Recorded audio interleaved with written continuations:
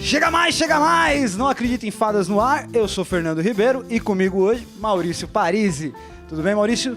Tudo ótimo. Hoje, aproveitando esse lançamento que a gente está fazendo do podcast no audiovisual, a gente separou o mês de setembro inteiro para falar de audiovisual, ciências humanas e etc. E hoje o Parisi veio para trazer quatro obras de cinema que pode contribuir com o pensamento crítico do trabalho, não só do trabalhador, mas de quem está ouvindo, da audiência, etc. E falando em audiência, eu não posso esquecer de algumas coisas, Parisi. Assina o canal, ativa o sininho, comenta, segue nós lá no Instagram, Facebook, e se tiver no Facebook não tem, desculpa, Instagram e o YouTube. E se tiver ouvindo no Spotify, favorita, dá 5 estrelinhas, tá no Deezer, tá no Google Podcast, tá numa porrada de lugar, ajuda nós que vai ser maneiro. E, aproveitando que o Parisi tá aqui, esse podcast também tem o apoio do Centro de Formação Pascoal Leme, que temos nosso representante aqui, Maurício Parisi, que ajuda a gente com uma porção de conteúdo, trazendo pessoas que conseguem dialogar com algo relevante, que pode contribuir com o nosso pensamento crítico.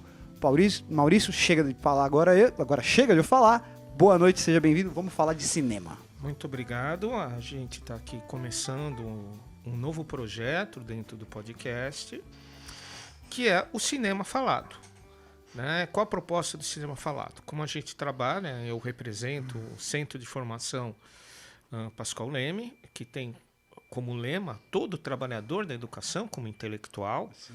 Ou seja, nós temos uma aposta nítida na intelectualização do trabalhador brasileiro e na intelectualização da educação, como parte do projeto de emancipação e de superação da sociabilidade imposta pelo capital. Portanto, a gente vai fazer um trabalho aqui a partir da análise marxista sobre o cinema. Então, o título ele é uma brincadeira com título, quando se pensa em cinema, né, nós pensamos em imagem. Inclusive, cinema é derivado da palavra grega kinema, movimento, por isso que tem cinemática em física. Né? E foi o termo que os irmãos Lumière escolheram e os primeiros pioneiros do cinema. Aí eu coloco em contradição o cinema falado. Lembrando que os primeiros filmes eram mudos. Eles tinham aquele quadro, né, aquela intertela com a legenda. Em alguns lugares do mundo, inclusive, você fazia a projeção e aí tinha um sujeito que explicava e voltava a projeção e ia. Tinha orquestra ao vivo. Essa parte eu gosto bastante. E é muito interessante. E o cinema, segundo os especialistas, a sétima arte, foi a primeira forma de arte, talvez seja a única forma de arte que surgiu no século XX, surgiu na era capitalista, na era tecnológica, na era industrial. Então, o cinema, de certa forma, é uma combinação das artes anteriores. A pintura, basta lembrar dos filmes o Intolerância, do D.W. Griffith, que tinha cenas pintadas, etc. O teatro na encenação, enfim. Mas uma das relações artísticas do cinema que é pouco explorada é com a literatura. Né? E a literatura ela sempre teve a capacidade de criar sinestesias na nossa mente, né? De nos fazer imaginar, de desenvolver abstração. Então, de certa forma, eu vou trabalhar com vocês o vínculo do cinema com a literatura. Então, daí cinema falado. E vou fazer algo que é tentar que vocês imaginem a partir da minha narrativa. E essa proposta é derivada de um artigo de Walter Benjamin chamado O Narrador, ensaio sobre Nikolai Leskov, que o Benjamin ele reflete sobre a perda da aura da obra de arte. Isso é um outro ensaio, a obra de arte na área da reprodutibilidade técnica, mas o Benjamin está preocupado com a perda da experiência. Ele está criticando a sociedade de consumo, a sociedade de massa, onde as pessoas consomem, mas não refletem sobre o sentido das coisas. Então, agora há pouco nós gravamos um programa com o professor Wellington Menezes sobre educação, saúde, e a gente discutiu o TikTok, né, a hegemonia das imagens. E a proposta é, de certa forma, nós para entendermos melhor essas imagens, o homem se tornou visual desde a ascensão da modernidade, há 5 séculos atrás, é usar a fala para voltarmos para o sentido das imagens. Eu sou historiador e a proposta do cinema falado é que cada sessão, se vocês retribuírem com a audiência, seja a discussão de um tema histórico relevante. Por quê? Para contribuir com os professores de humanidades, não se trata de vender um modelo de aula. O tema de hoje é a classe operária a partir de 4 filhos. Não há uma aula pronta, sinto muito. Podem voltar a ver a novela. Até mesmo porque não dá para fazer, né? Essa coisa mecânica, a gente precisa superar isso. É dialogar com o intelecto dos professores. Pouca gente faz isso. E no sentido de explorar o contexto histórico dos filmes, qual o papel dos filmes na história do cinema, um pouco de fofoca cinematográfica, petite histoire. Ok, Nelson Rubens. E entender como se pode discutir certas questões. Então, a partir desse tema, a classe operária, eu vou querer discutir, é muito imperativo, mas enfim. Seja imperativo, pô. Imperativo, não imperativo. Esse sou eu. As questões da cultura operária e das formas de organização política. Então, nós selecionamos 4 filmes. O primeiro é Como Era Verde Meu Vale, How Green Was My Valley, um filme norte-americano de 1941. O segundo é Vertei no Inferno, The Molly Maguires, de 1970. O terceiro, Norma Rae, um filme norte-americano de 1979. E o último, Eles Não Usam Black Tie, um filme brasileiro de 1981. Esses filmes têm como temática a questão da classe operária, com diferentes abordagens. São filmes relevantes para a história do cinema. Alguns podem ser encontrados em streaming, tem DVD. Né? Às vezes, na programação da TV a cabo, aparecem. Porque aqui a gente é contra a pirataria. Sim. Ninguém vai colocar mas link uma do atividade torrent, de corsário. Quem procura acha. Porque assim, ninguém vai falar que baixa o filme, de jeito nenhum. Não. Tem disponíveis no YouTube de forma gratuita, né? E quem procura acha, principalmente conta atrasada. Aquela que ficou no fundo da gaveta do seu credo mudo e você esqueceu ou quis esquecer. Ultimamente a gente está querendo. O primeiro filme, Como Era Verde Meu Vale, eu abusei, já que sou o que vou falar, que é o meu filme favorito por razões afetivas. Eu posso até explicar, mas não quero. De que ano você falou que é mesmo? Isso daí? Ele é de 1941, de um diretor americano fantástico chamado John Ford, que é considerado o mestre dos westerns, do faroeste, do bang bang. E esse filme ele ganhou vários Oscars. Ele ganhou o Oscar de melhor filme em 1941 e derrotou um filme chamado Cidadão Kane. Muita gente acha que foi uma injustiça. Eita, porra. Foi uma injustiça, né? Porque o Kane tem uma linguagem cinematográfica, mas a grande característica de Como Era Verde Meu Vale é que ele mexe afetivamente com as pessoas. A primeira vez que eu vi esse filme foi em 1974. Caraca, eu tinha 7 anos, que era a idade do personagem principal, o protagonista do filme, que é um garoto. Já vou falar da história. E a última vez que eu vi esse filme por inteiro, eu tinha a idade do garoto quando ele partia do vale. Então esse filme está incorporado na minha vida. Do que se trata o filme? O filme é a história de uma família de mineiros no país de Gales, no Reino Unido, ali por volta da final do século XIX, por volta da década de 1890. Você tem um pai de família, que é mineiro, uma mãe de família, que é a dona de casa, uma filha, que assume, e 5 ou 6 irmãos que já trabalham como mineiros e um menino pequeno. É a família Morgan. O menino se chama Hugh Morgan, né? Que é um ator chamado Rod McDowell, é um menino, que era um garoto inglês que foi importado da Inglaterra para fazer o Alessi. Para quando você diz importado, ele migrou. Aí que tá. Esse filme, não, ele foi importado. Esse filme, inclusive, ele foi importado junto com uma atriz que vai ser amiga dele, que começou fazendo a Leste, uma menina chamada Elizabeth Taylor. Sequestro não cabe A no Elizabeth caso, Taylor cabe importação. é inglesa de nascimento.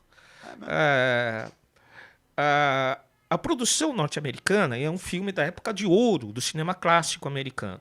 É um filme da 20th Century Fox. Você tinha 3 grandes estúdios norte-americanos, as três majors, a Warner Brothers, a Metro-Goldwyn-Mayer e a Fox. Monopólio da Logo atrás vinha a Paramount pouquinho atrás, e a Universal, um pouquinho mais atrás. A Universal era especializada em filmes de terror, a Metro em melodramas, a Universal em filmes de terror nos anos 30, os filmes de Boris Karloff, Bela Lugosi, enfim, a Múmia, o Frankenstein, os grandes filmes de terror. E a Fox estava abrindo o seu cenário com filmes de aventura, de ação. Aventura era o estúdio do Tyrone Power. E a Metro, que emprestou o McDowell, ela tinha uma política de importar atores da Inglaterra.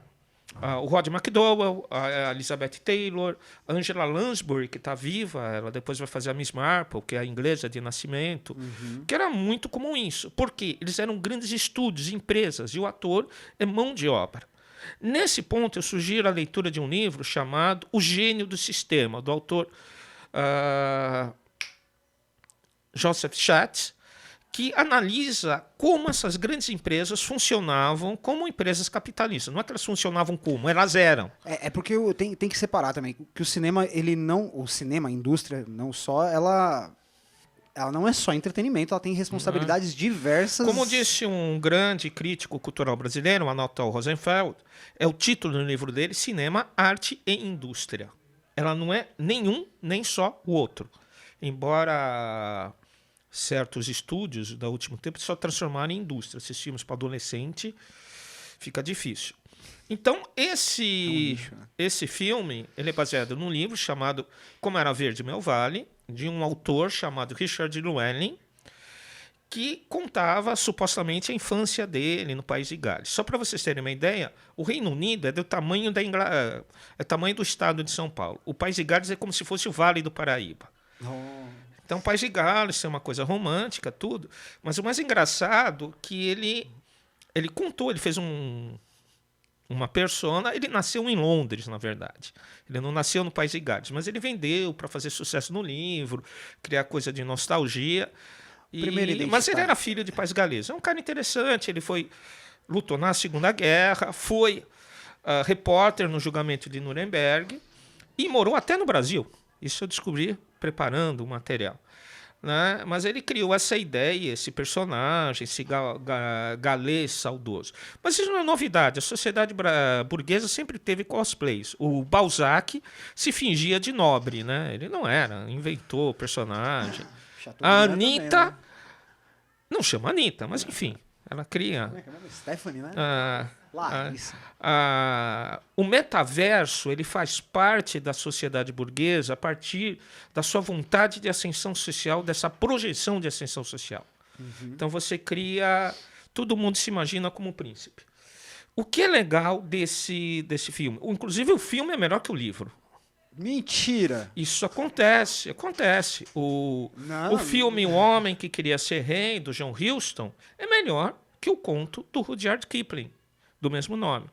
Então isso mostra até uma autonomia, que aí vai entrar o trabalho de atores, a cinematografia. O ideal do filme era filmar no próprio País de Gales. Em 1941 era perigoso porque já havia a Segunda Guerra Mundial. O Reino Unido estava sendo bombardeado.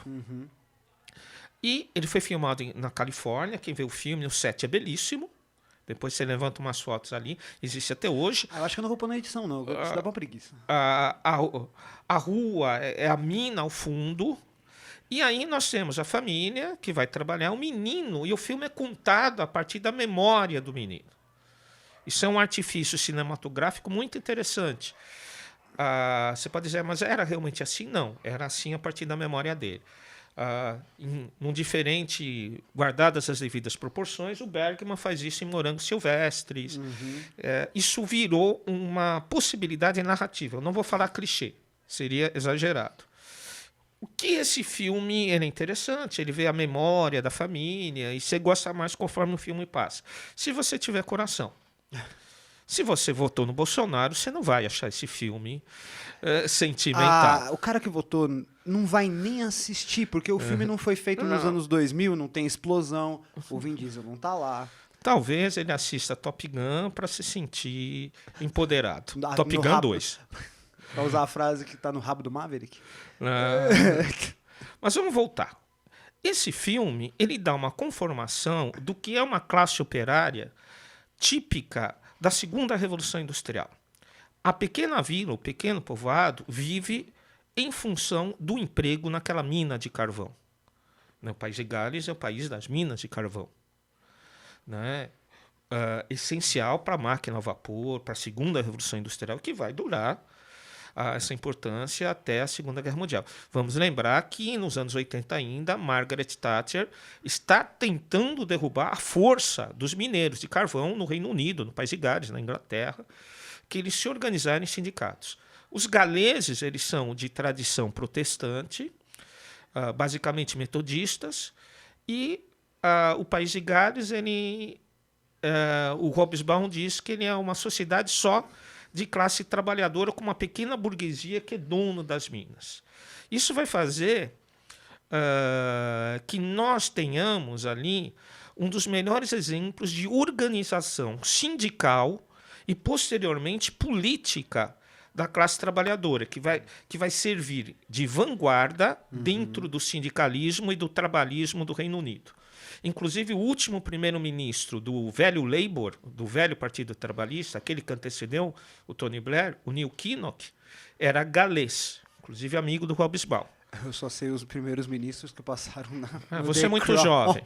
Você é muito jovem. Eu só conheço os ministros do The Crown. Hobsbawm, que eu teve a chance de vê-lo pessoalmente no século passado. Mas vamos voltar. Tá vivo ainda, né? Não. Morreu? 10 anos. Porra. Então, nessa linha, o que nós temos a conformação? Tem uma cena que é marcante dos operários indo cantando. Os galeses eles são grandes cantores de corais. Né? Tem essa tradição. Inclusive, nos anos 70, a música pop, o Tom Jones.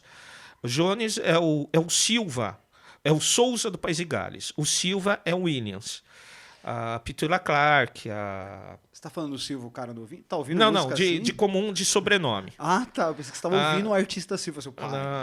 Então, o Tom Jones, a Petula Clark, a Shirley Bassey, eles têm tradição de cantar bem e de serem grandes atores. O Richard Burton, o Anthony Hopkins, né?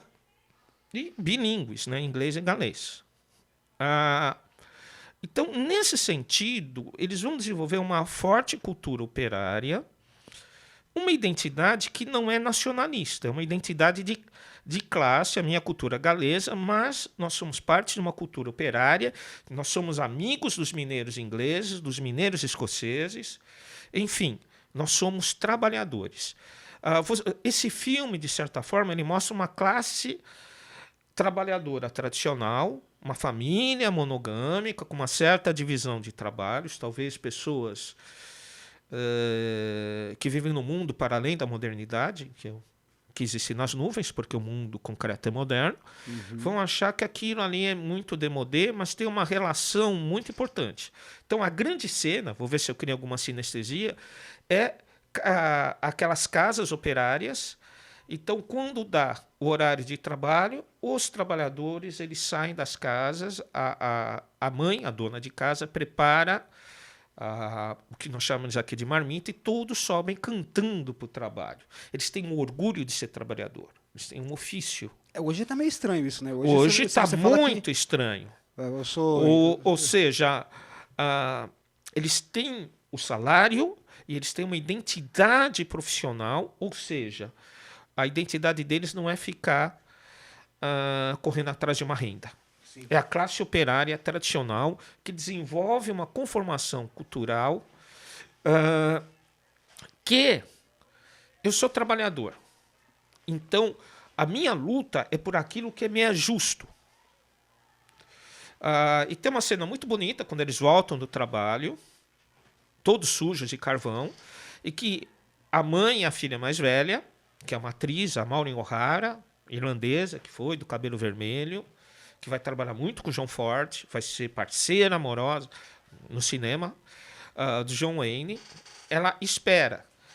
E as duas não deixam eles entrarem sujos na casa. Então tem lá a tina e eles vão tomar banho. O Ryu, que é pequenininho, ele ajuda a jogar água quente no pai, todos têm que tirar. E tem uma frase do filme que é linda, né? Por mais que você limpe a sujeira do carvão, mas o bom mineiro tem carvão na sua alma. Essa frase, para mim, significa a relação. Mesmo sendo um trabalho assalariado, você tem uma identidade. E a mãe estende o avental e cada um coloca as moedas do pagamento do dia. Aí, o jantar à mesa, você seguir as palavras do Hugh Morgan, um menino, né? Havia sempre uma perna de carneiro ou um assado na frente do meu pai, que comia primeiro, ele cortava e ia separando. E ele fala, minha mãe era a última a comer e a primeira a terminar. Né? E aí ela pegava uma moeda e dava para cada filho. Oxe. Esse hábito de entregar para a mãe, isso eu já peguei, é um hábito que a gente aqui no Brasil falava que pagava pensão. Você começava a trabalhar, você ajudava na casa. Não é o contrário de hoje em dia que o sujeito começa a trabalhar, ele arruma uns cartões de crédito na CIA, Renner, não sei aonde, e depois os pais têm que pagar a dívida dele. Mas, guardadas as brincadeiras do endividamento, é uma relação, e o menino, a mãe olha e dá para ele ir na loja de doce comprar aquele pirulito, sabe? Aquele colorido. Sim. Então ele começa a contar, chega a noiva do irmão, que vai constituir um novo lar, e aí que chega, é o momento de uma grande crise econômica, a Grande Depressão, que vai de 1873 a 1890, e a mina começa a cortar salários. E aí começa uma coisa que era complicada. Você tinha uma igreja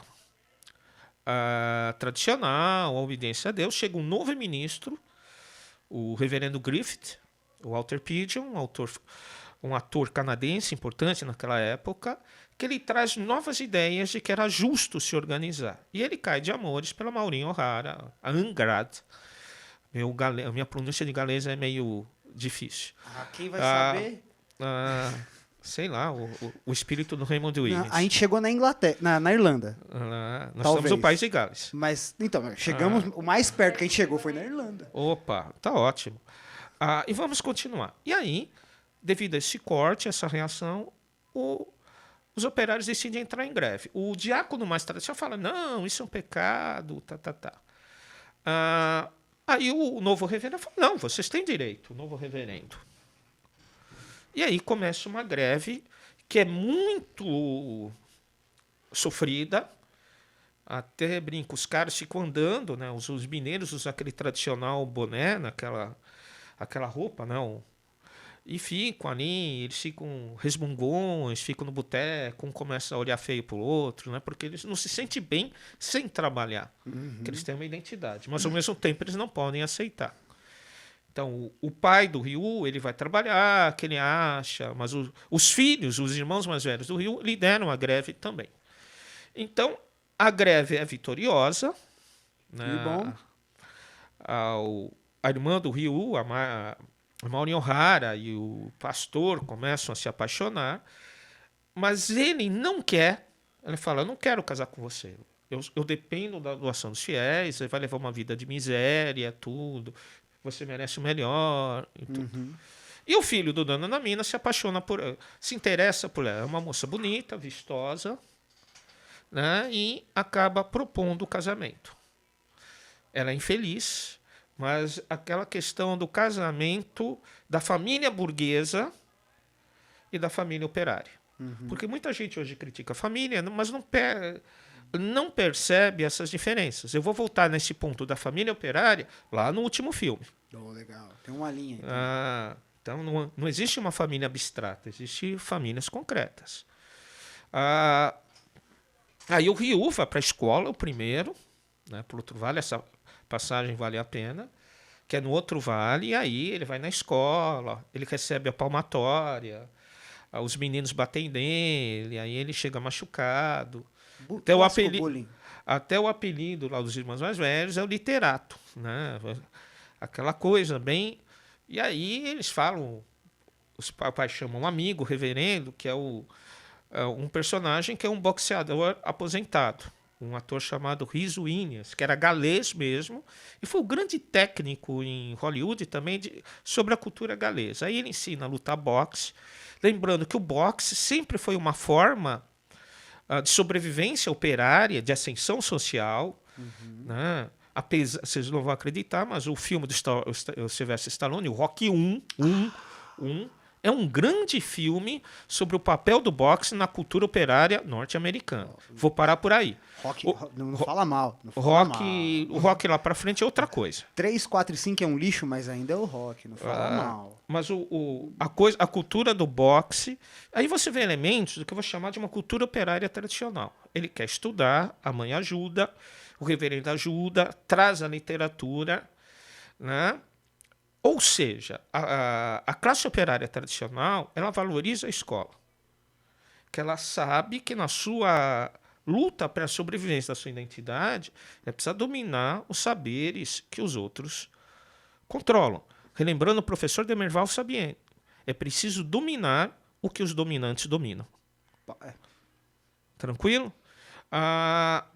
Ao mesmo tempo, a mina aceita, mas logo depois tem um novo corte. Peraí, a mina garota ou a mina de... The Mine. Tá bom. A mina de carvão. Ótimo. Ela aceita e logo depois tem um novo corte. Só que aí é demissão. E talvez uma cena mais bonita do filme, que os irmãos mais velhos do Ryu têm que ir embora. Eles vão embora procurar emprego. E o Ryu estudando, tem uma outra cena muito interessante que ele mostra para a mãe o mapa mundi e fala, olha, o Yanto está na Austrália, o não sei o quem está nos Estados Unidos, outro irmão está na África do Sul, as mineradoras. Aí você já tem uma primeira globalização, que também é uma globalização da força de trabalho excedente. Isso coincide no nosso lado do Atlântico com as grandes migrações das diferentes partes da Europa. Para a América do Norte e para a América do Sul. Para a Austrália também. Sim. Né? Então você já tem um momento da história da classe operária que talvez a zona de conforto dessa classe trabalhadora seja só a memória afetiva do menino. Ela, mesmo com salários, mesmo com organizações, ela está sujeita a uma coisa brutal, que é o desemprego. Entendi. Vamos voltar, um parênteses historiográfico. Há um belo livro do Eric Hobsbawm, da Revolução Industrial Inglesa ao Imperialismo, que ele analisa essa particularidade do país de Gales como uma sociedade mineira e que apoia numa educação e qualificação. E que acontece algo muito interessante no país de Gales. Ela forma professores que vão se espalhar pelo conjunto do Reino Unido e que vão ser ativistas sindicais, vão ser educadores mesmo, profissionais, militantes socialistas. Né? Isso é muito interessante. Fazendo um diálogo, um filme também dos anos 40, chamado The Cornice Green, um filme da Warner, com a rainha da Warner, a Bette Davis, que ela faz o papel de uma professora, uma solteirona inglesa, que vai morar no país de Gales, e ela passa a ser professora de um mineiro, que é um pouquinho mais proativo, sei lá, e esse menino começa a estudar e ele vai para Oxford. Esse filme tem essa versão dos anos 40 e tem uma versão para a televisão com a Katharine Hepburn de novo. O que é muito interessante, porque, continuando esse parênteses historiográfico, vai se combinar com a história de um filho de ferroviário, não era de mineiro, mas o carvão precisava de trem para chegar nas fábricas. Inclusive, as ferrovias se desenvolveram a partir das minas de carvão, na Inglaterra. Né? Um cara chamado Raymond Williams, que é um dos grandes autores marxistas britânicos, que era um galês estudioso que foi, agora eu não lembro se era Oxford ou Cambridge, e se tornou talvez o maior crítico cultural Cambridge. se tornou o maior crítico cultural do Reino Unido, escreveu, ajudou a BBC, discutiu a universidade aberta. Então, o que é interessante nessa conformação da classe operária galesa como parte da classe operária britânica? A ideia da classe operária, ela tem uma identidade, ela tem uma cultura, ela tem seus espaços, o pub, ela tem a sua igreja, o seu sindicato, etc. E agora eu vou fazer um parênteses teórico. O primus inter pares entre os carecas, o sujeito chamado Vladimir Ulyanov, um cara chamado Lenin, ele vai publicar em 1902 um livro chamado... Chega logo no nome, pô. Não, é Fica fazendo... Não, ali é o super careca. O livro Que Fazer, que ele Parece dizia DiCaprio, né? que a consciência de classe era externa à classe trabalhadora. Como é que é? A consciência de classe, ela era externa ao trabalhador, ela vinha de fora. Ela vinha a partir do partido. Ah, tá. O Lenin, ele falou isso, mas também foi deturpado um pouco, né? Foi avacalhado um pouco, que o Lenin está dizendo o seguinte: na vida cotidiana é preciso que algo desperte, algo fermente, algo que cause incômodo, para você entender a totalidade das relações sociais. O Lenin vai dizer, precisamos do partido, mas o partido do Lenin era uma coisa. Era um partido que pensava, era um partido que transformava. Não vai ser a deformação burocrática stalinista. Sim. Não vai ser a central sindical pelega, não vai ser o partido oportunista. Mas o desenvolvimento intelectual da classe, ela precisa de agentes de fermentação, de inquietação. Um sujeito chamado Antônio Gramsci, que vai ler o Lenin direitinho, ele vai chamar isso de intelectuais orgânicos. Estou seguindo um livro chamado Conceito de Hegemonia em Gramsci, de Luciano Gruppi. Vou falar de novo, porque o Fernando não vai colocar, que ele não tem obrigação. Não Conceito de Hegemonia em Gramsci, Luciano Gruppi.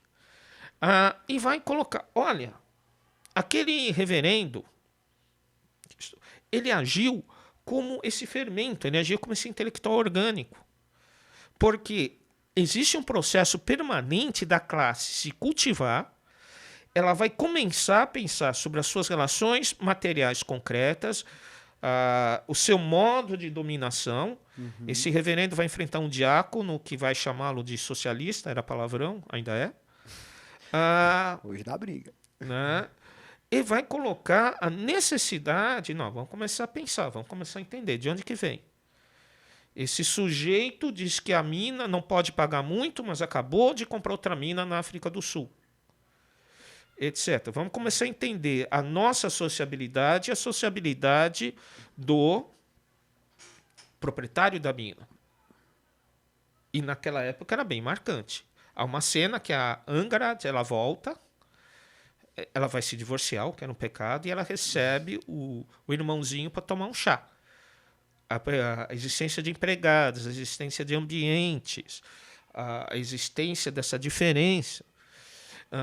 Fazendo um outro parênteses, inclusive os americanos, o Gramsci vai chamar isso de americanismo, vão descobrir que a melhor maneira de as pessoas não tomarem consciência de classe é criar ambientes de consumo onde todo mundo se sinta igual, se sinta empreendedor.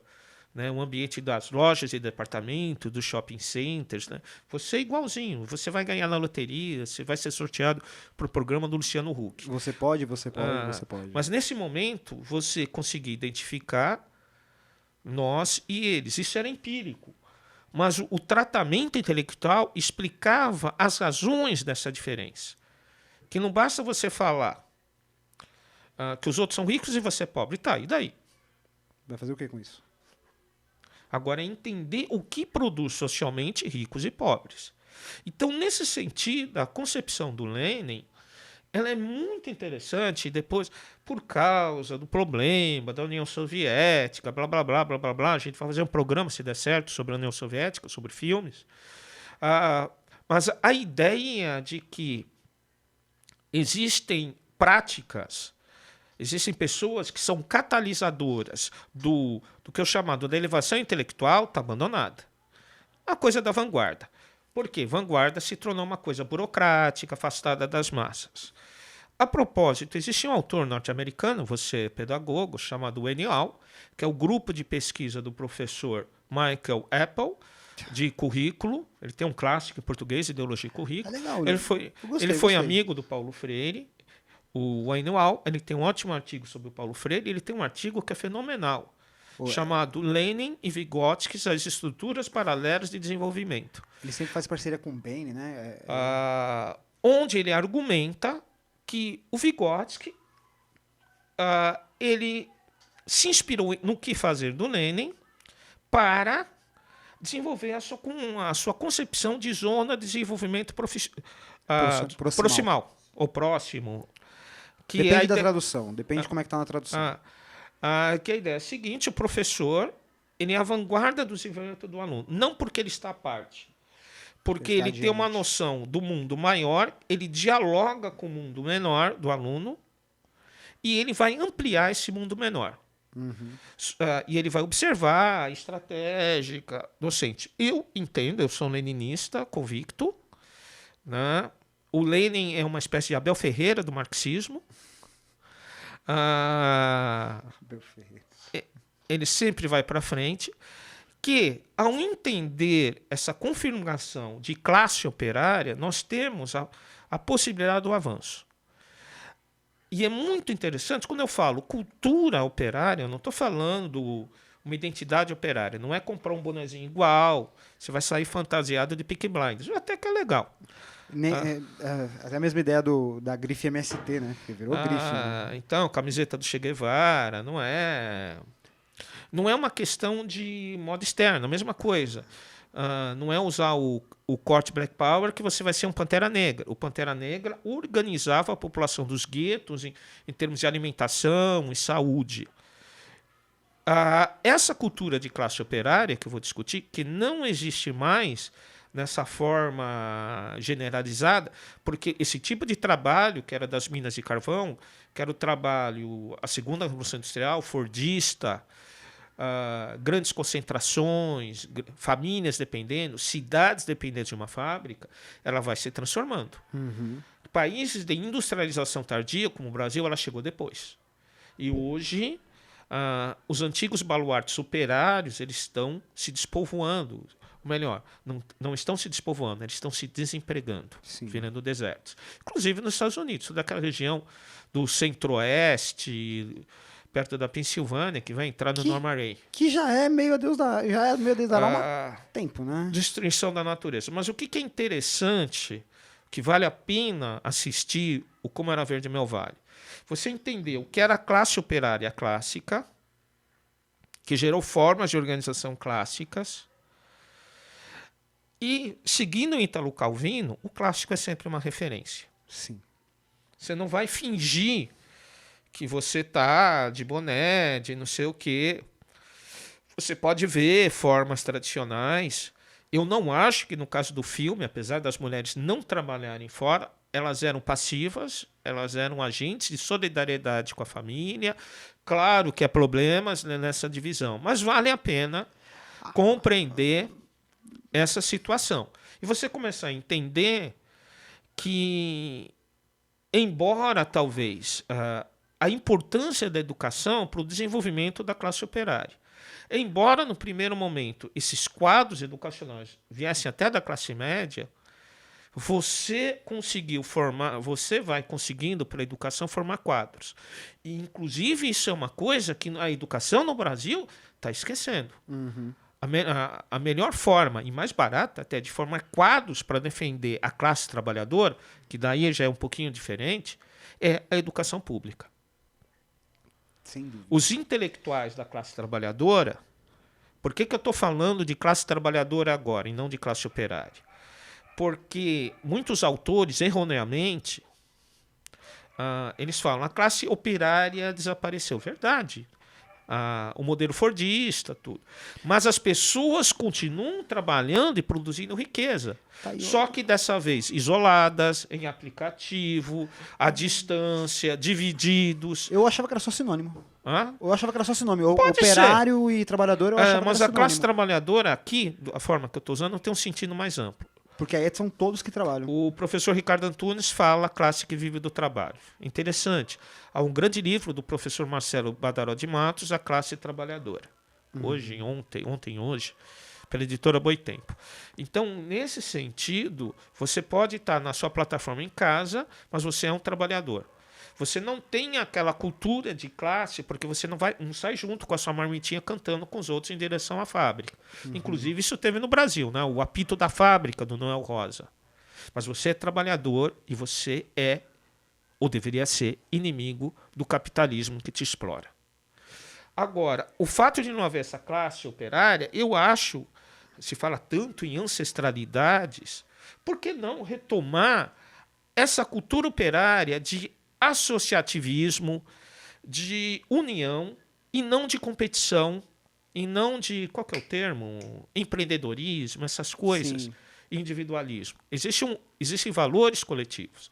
O Ip Thompson, ele fala que escreveu sobre a formação da classe operária inglesa.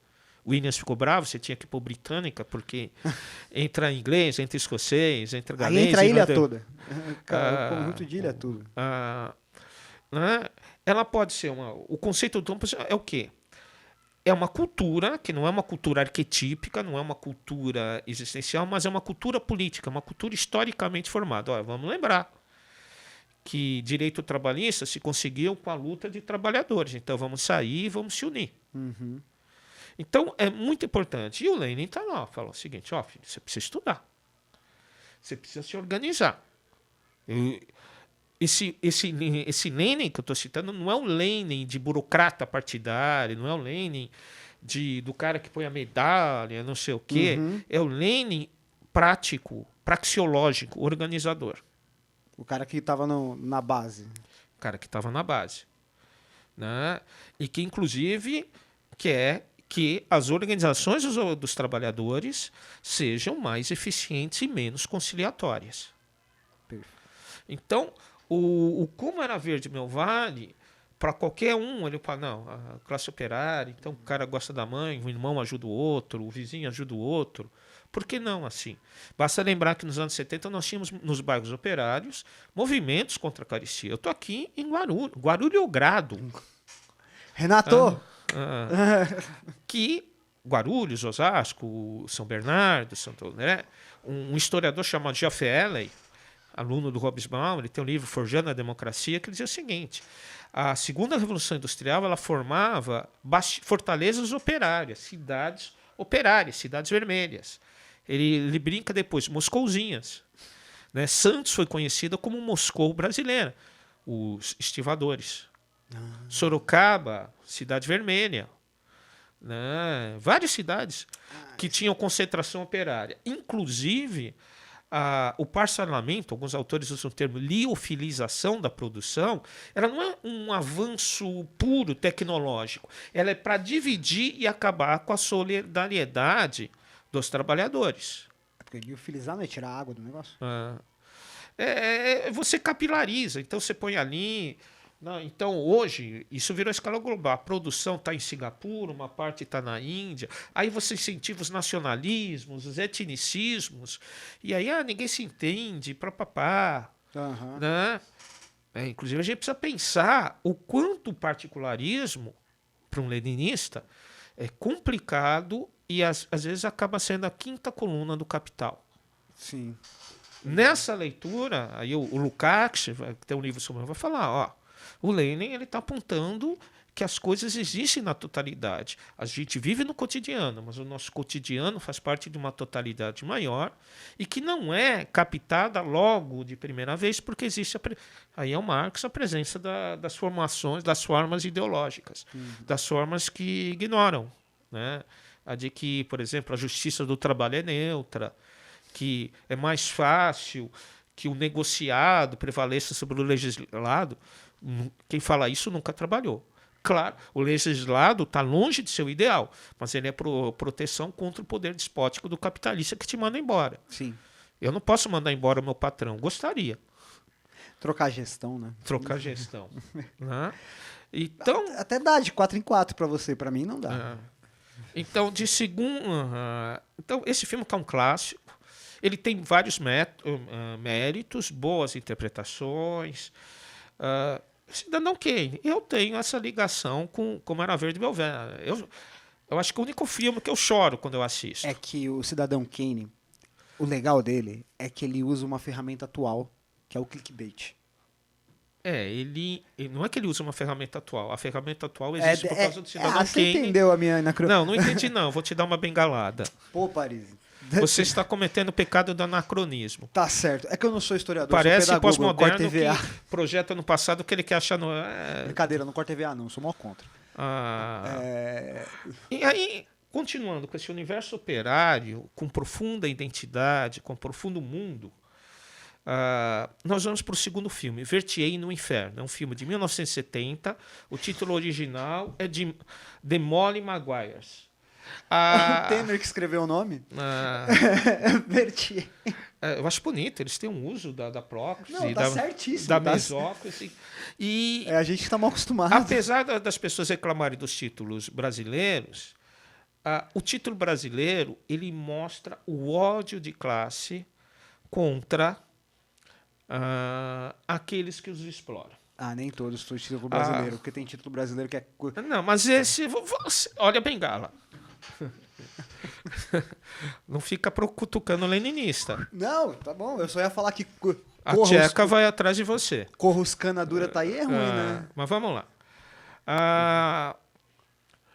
O título original de Molly Maguires era o nome de um grupo de operários de origem irlandesa nas minas da região leste, ali, Pensilvânia, West Virgínia.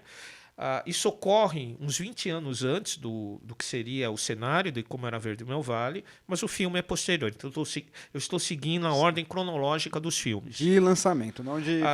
Esse filme tem como personagens, como atores principais, o Sean Connery, o Richard Harris, que é um ator que era muito famoso. Ele fez O Homem Chamado Cavalo. Ele foi o primeiro Alvin Dumbledore do Harry Potter. Ele trabalhou com Clint Eastwood. Ele fez aquele filme, esqueci o nome, do Pistoleiro Velho. Eu lembro até o final. E é um ator irlandês também muito importante, e uma atriz, a Samantha Eggar, que era muito famosa nos anos 60. Ela fez um filme que fez muito sucesso, O Colecionador. Né?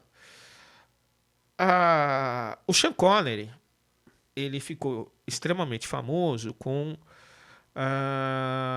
o 007.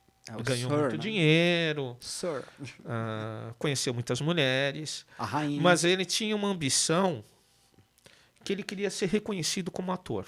Então, enquanto ele fazia filmes de 007, ele começou a fazer filmes que o mostrassem como ator. Ele tem um filme ótimo com Sidney Lumet chamado A Colina. Ambientado na Segunda Guerra Mundial. Ele tem esse filme com Martin Ritt, em 1970. Em 71 ele fez o último filme, Diamonds Are Forever, Diamantes São Para Sempre. Ele vai voltar depois, nos anos 80, num filme que não é considerado oficial da franquia. Então ele vai fazer o papel do mineiro irlandês dos Estados Unidos, o Richard Harris, supostamente, outro mineiro irlandês, e a Samantha Eggar, uma professorinha irlandesa. E ele é dirigido por um diretor chamado Martin Ritt, um judeu de Nova York, né, ligado à esquerda. Aí eu vou fazer um outro parênteses para falar do Ritt. Era importante dizer que ele era judeu? É. Tá. Às vezes... Se você for antissemita, você leva uma bengalada. Tá louco, eu tô louco para saber que... Tô querendo fazer aqueles testes de DNA para saber se quantos por cento.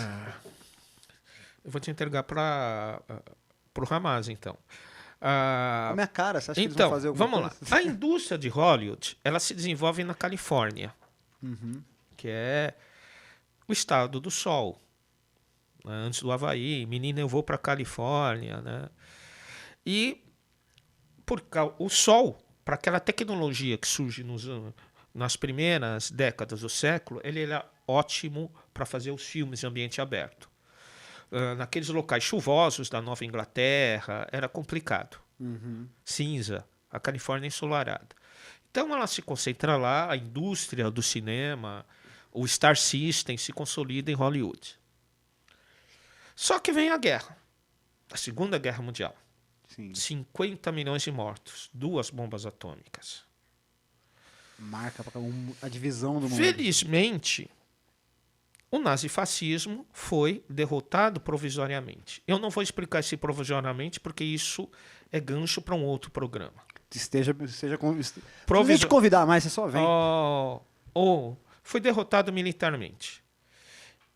Auschwitz, Dachau, Bergen-Belsen, né, Hiroshima, Nagasaki, 20 milhões de soviéticos mortos, 2 milhões de pessoas, 1,5 milhão de pessoas mortas de fome em Leningrado, atual São Petersburgo. Né, a miséria na Itália, na França, Londres bombardeada. O norte da África também, todo fudido. Né? Ou seja, é muita desgraça. O filósofo Theodor Adorno perguntava: é possível ter uma educação depois de Auschwitz? O Adorno, o parceiro do Horkheimer. Eu confundi com o Levi, ele falou que era se Deus existe. Primo Levi. Isso é um homem. O Primo Levi sobreviveu a Auschwitz. Então você tem um impacto no cinema americano. Na Itália vai se desenvolver o neorrealismo. Nós não temos recursos, a gente não tem purpurina, a gente vai mostrar a realidade como ela é. E nos Estados Unidos vai se desenvolver um tipo de filme chamado noir, cinema negro. Havia um antecedente, né, principalmente a Warner, ela fazia muito filme de gangster. Foi assim que o Humphrey Bogart se tornou famoso, foi assim que o James Cagney se tornou famoso, o submundo americano. Você tem durante a guerra... Filme do anti-herói também, né? Filmes antipatrióticos, você tem a coisa dos gangsters, né? A máfia ali escondida. E ali... Então vamos voltar para a realidade. O cara volta da guerra, as coisas não são tão bem, precisa arrumar emprego de novo, às vezes o cara foi condecorado. Então o mundo não era aquela coisa. Nova York sempre foi o centro da esquerda americana. E foi muito ativa nos anos 30. E Nova York... Tem pessoas de esquerda nos Estados Unidos? Tem. Porque parece que não existe. Tem muitas. E principalmente uma esquerda judaica. Por isso que é importante dizer que o cara era judeu. A difusão de grupos judaicos, o Bund, que era um partido socialista judeu, que depois foi exterminado na Europa com a maioria dos judeus, jornais socialistas em Yiddish, e jornais da esquerda em geral. Jornais que discutiam a integração racial, que era a grande questão. Né? É dessa mesma época, dos anos 30, uma canção chamada Strange Fruit, Fruto Estranho, que a Billie Holiday cantava, que é a música, ela narra um linchamento com um negro enforcado. Southern Trees, Beers, Strange Fruits. As árvores do sul geram frutos estranhos. Uma crítica ao Ku Klux Klan, que foi composta por um judeu comunista de Nova York. Os irmãos Gershwin, Irene e George Gershwin, que fizeram Porky and Bess, também eram simpatizantes. Então, a Ku Klux Klan, inclusive, pouca gente sabe, ela coloca negros, judeus e comunistas. É tudo junto. Que naquele momento histórico era a coalizão progressista. É verdade, tem os infiltrados na clã, né? O cara, a primeira coisa que o cara chega e fala assim, esse porra é judeu! Que também... Por quê? Foram aqueles que tinham, talvez por escaparem da ditadura da Bíblia e do sucrilho e da veia Quaker, na veia é bom, tinham relações mais avançadas do que aquele provincianismo da sociedade americana. Uma das formas para interpretar os Estados Unidos é uma dialética entre metrópole e provincianismo. Só que as metrópoles eram mais cosmopolitas. O interior ele é mais ligado ao mito dos pioneiros, God Bless America e God Bless America and the Rest of the World, fuck. Mais ou menos aquele lance que o Vitor conversou aqui da Alemanha, que Munique era cosmopolita. Hamburgo, Berlim. Berlim era cosmopolita, mas então, o restante da Alemanha não. Inclusive, Hollywood recrutava roteiristas de Nova York, né? O Herman Mankiewicz era de Nova York, de origem judaica. Inclusive tem um ótimo filme na Netflix, o Mank, com o ator inglês, esqueci. Procura lá. Não, tá vale a pena. Fala de novo o nome. o filme Mank. Ele fez o Churchill, ele fez o Sid Vicious, fez o Drácula do Coppola, e agora eu esqueci porque eu tô velho, porque eu quero me aposentar aqui. Ficar trabalhando em escola torra a paciência. Só mais uma eleição, você me disse. Mas vamos lá. Então, esse pessoal, ele atuava principalmente no teatro. Não colocando como menor, o teatro é mais barato do que fazer um filme. Então, Nova York, a Broadway, ela tinha uma produção, e esses dramaturgos, roteiristas de Nova York, eles vão trazer um teatro mais realista. Mas, tanto é que há um grande filme de um cara, o Jules Dassin, que depois vai ter que sair, ele vai casar com a menina Mercury, que é a grande atriz grega, ele vai embora, vai para outro lugar porque ele é perseguido, porque começa o macartismo. Chamado Cidade Nua, virou até série de televisão, que é um filme policial onde é filmado nas ruas. Os grandes filmes dos anos 30 e 40 eram filmados em estúdio. Você pensa que está lá no castelo medieval, é o estúdio. O navio pirata é o estúdio. E aí começa... Aí vão surgir um outro imigrante grego, Elia Kazan, e o Martin Ritt entra nisso. E o Martin Ritt, ele vai para a lista negra. Ele vai passar os anos 50, porque ele ajudou não sei quem, ele não era membro do Partido Comunista, mas ele era progressista. Tem um filme que fala sobre isso, que tipo, teve uma caça total caça às bruxas. Vai aparecer no... eu tô ruim. Eu também não lembro o nome do filme, eu queria lembrar. O Trumbo, que era o roteirista de Spartacus, que ele... É sobre ele o filme. É sobre ele o filme. Coloca. Mas nos anos 70, o próprio Martin Ritt, ele vai fazer um filme chamado Testa de Ferro por Acaso, que ele pega a história dos caras que davam nome para os amigos trabalharem. Ele dizia que o roteiro era dele para levar o dinheiro para o amigo. É um filme com o Woody Allen. Inclusive, é um dos poucos filmes com o Woody Allen que ele não dirige. E o Woody Allen, de certa forma, é produto dessa cultura. Ele detesta Hollywood. E ele tem sempre um olhar irônico que vai desenvolver. Ou seja, esses filmes realistas que começam a surgir, esses diretores, eles vão cutucar com maior ou menor intensidade o American Way of Life. A ideia de Melting Pot. O que é interessante? Voltando lá, o Martin Ritt, entender esse cinema mais realista, influenciado pelo neorrealismo, que dialogou com o noir, preparou, olha, vamos ser realistas aqui, que vai explodir nos anos 60. Porque nos anos 60, os Estados Unidos, aqui não é uma terra tão boazinha assim. E, inclusive, toda a direita americana, ela se esforça para negar os anos 60. Aquilo é coisa de hippie, de maconheiro, de drogado, de Woodstock. Mas vamos voltar para o filme. Então, os caras são explorados nas minas, porque, além de tudo, eles são irlandeses nos Estados Unidos. Eles são sub. Eles são brancos? São. Mas entre os brancos, irlandês lá embaixo. É católico também. Além de... É melhor que italiano, é melhor que negro. Mas você não pode, é irlandês. E também não é latino, então...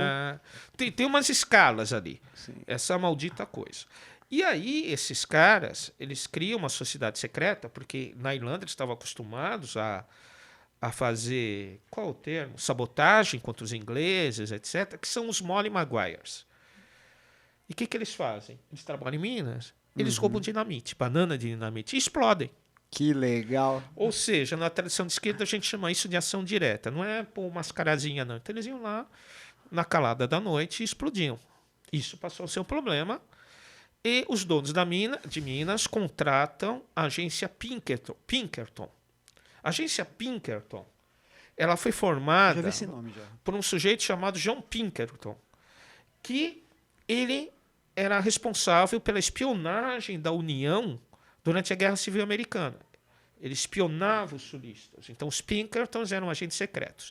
Acabada a Guerra Civil, você não precisava de agente contra os índios. Ali é a cavalaria mesmo. Mas, para os operários, você precisava vigiar. Então, a Pinkerton vai enviar um agente para trabalhar na mina. É o Richard Harris. E o cara é bom, ele fica amigo do Sean Connery, ele participa de ações juntas para infiltrado. Você lembra do filme do Scorsese? Infiltrado. Demais, filmão. Então, isso é uma das reações. É um filme que trata claramente da luta de classes na sua forma violenta. E enquanto ele vai participando, ele vai preparando um dossiê e vai entregar aos camaradas. Ele se interessa por essa mocinha, a Samantha Yeager, né? Mas ele trai o grupo e ela também não quer. Ele tem até uma origem operária, né? Mas ele sucumbiu ao feitiço da ascensão individual. Vai aparecendo o que eles não usam black tie. Então, esse filme traz uma ideia, não é porque o cara é pobre, nasceu na mesma rua, estudou na mesma escola, brigou na fila da merenda pelo pão com salsicha, que automaticamente ele vai apoiar o projeto político da classe trabalhadora. Sim. Por isso que eu volto para o Lenin. Não é automático, não é espontâneo, é um trabalho político.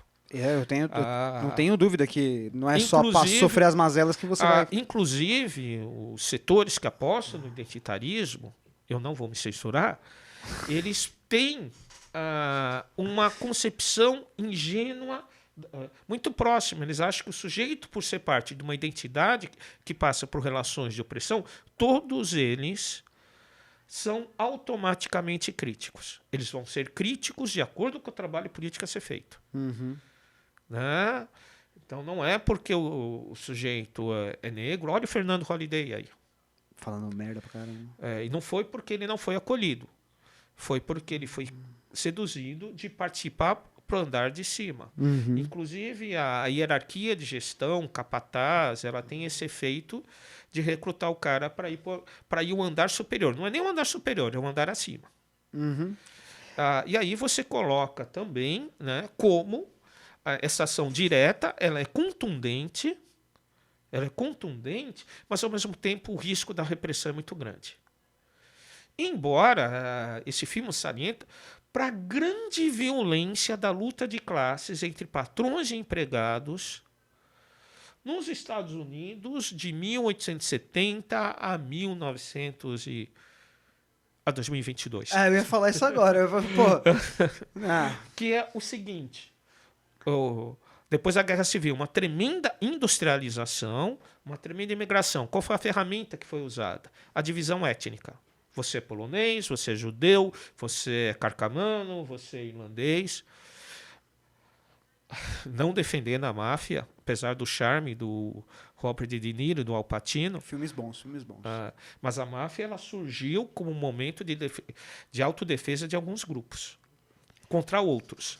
Ou seja, uma das estratégias que foram desenvolvidas nos Estados Unidos é dividir para governar. Eu jogo um contra o outro. Enquanto os socialistas que estavam tentando unir, eles são perseguidos. Porque, como a consciência não é espontânea, se não tiver alguém para falar, olha, você já leu isso? Você já pensou dessa forma? Inclusive, o Lenin ele foi inspirado por um militante socialista chamado Daniel de Leon. O Lenin escreve isso, que era um imigrante caribenho ali do Suriname, ele era meio holandês, meio não sei o quê, e ele é uma grande inspiração para o Lenin. Que legal. Porque qual a ideia que se trabalhava? A ideia de que nós todos temos algo em comum. Se a gente começar pela particularidade, esquece, não vai resolver. A gente vai pelo comum e depois para a particularidade. Um grande filósofo soviético, o Evald Yelenkov, o principal filósofo soviético depois da Segunda Guerra Mundial, ele tem uma frase curta que eu adoro. O universal é o comum.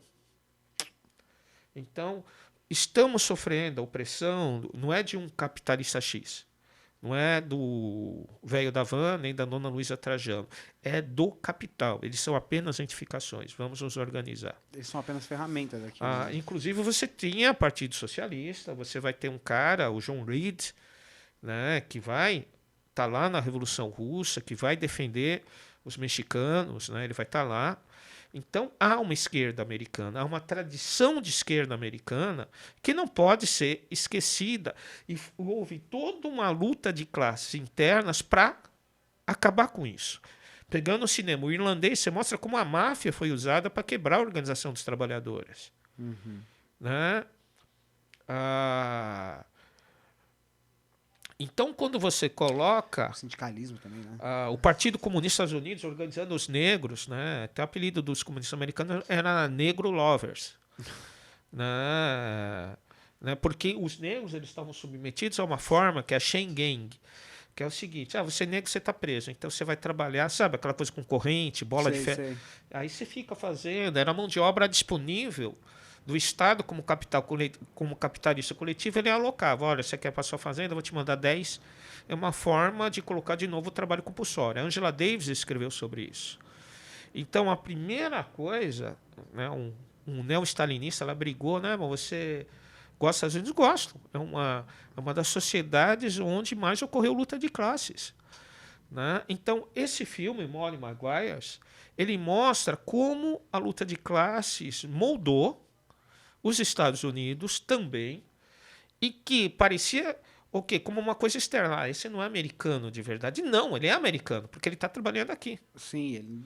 E coloca para nós o desafio do internacionalismo. Nós temos aqui brasileiros, bolivianos, congoleses, coreano pra caramba, chineses. Eles são brasileiros no sentido de oposição ao capital no Brasil. Né? Então, pensava assim.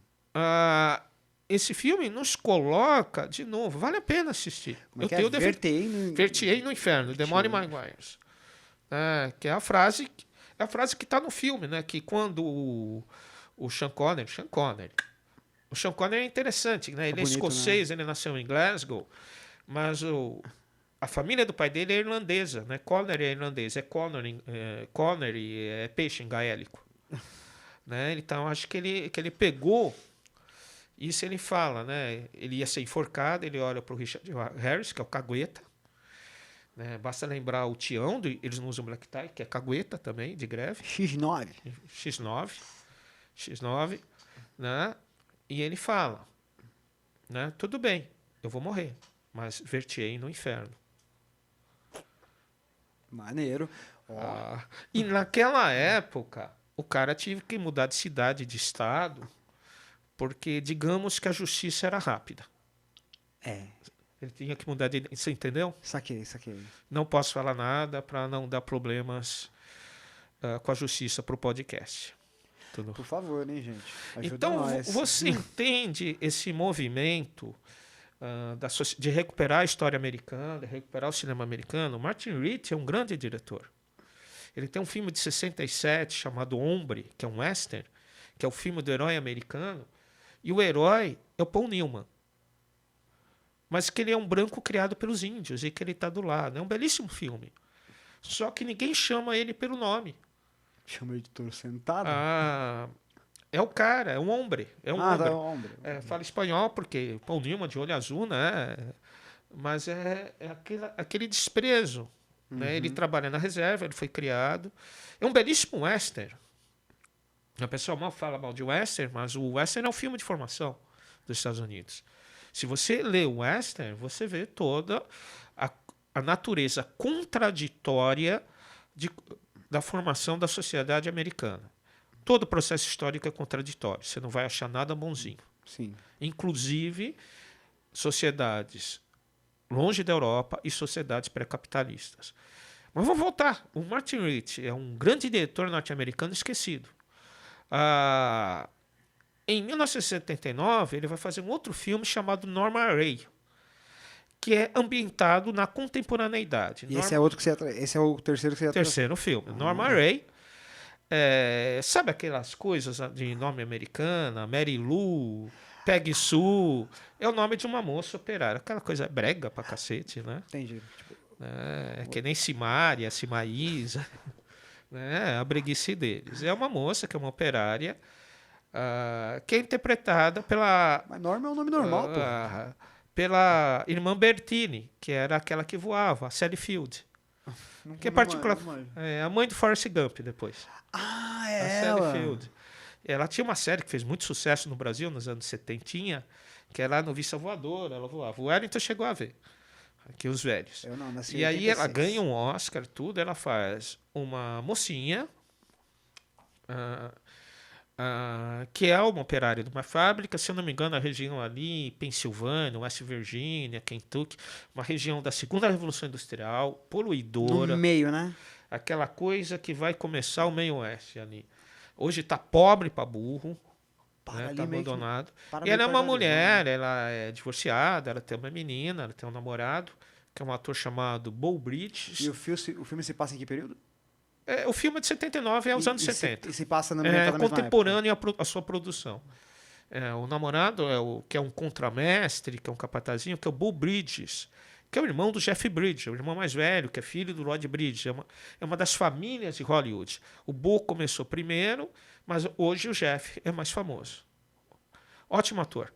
E aquele cara que enrola ela para casar e fala, e coloca para ela, e fica. Não vou fazer isso não, tá, E amor? dá bronca. Né? Aquele cara lá que ela tá dependente, mas também. Né? E é aquela moça que ela vai lá no forró, forró não, country com as amigas, né? Ficam no salão de beleza, Eu vi a a Shania. fábrica aumenta as decisões, né? Como assim, a fábrica aumenta a decisão? Aumenta as exigências. Ah. Desculpe. Aumenta as cobranças, né? Produção, máquina.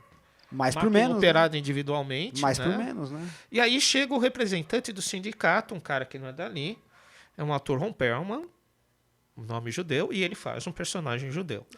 Lá eles conseguem identificar pela cara, né? Tipo, Não, você está sendo preconceituoso. tô repetindo o que eu vejo nos filmes. Não, tem judeu de todo tipo. Inclusive, Eu sei, eu tô falando lá. Inclusive, tinham alguns que não tinham o tipo físico, que escaparam e se fingiram de alemães e franceses. Isso é verdade. Eu tô ligado, eu sei. Então, nessa linha de raciocínio, ele começa a falar que a fábrica começa a aumentar as demandas. Esse cara, o cara de um sindicato bom, não devia ser nem da força sindical, nem da CUT, e ele vai falar, vocês precisam se organizar. Lembra aquilo que eu falei, que eu estou remontando, a ideia da propulsão, de precisa ter alguém para dar o start.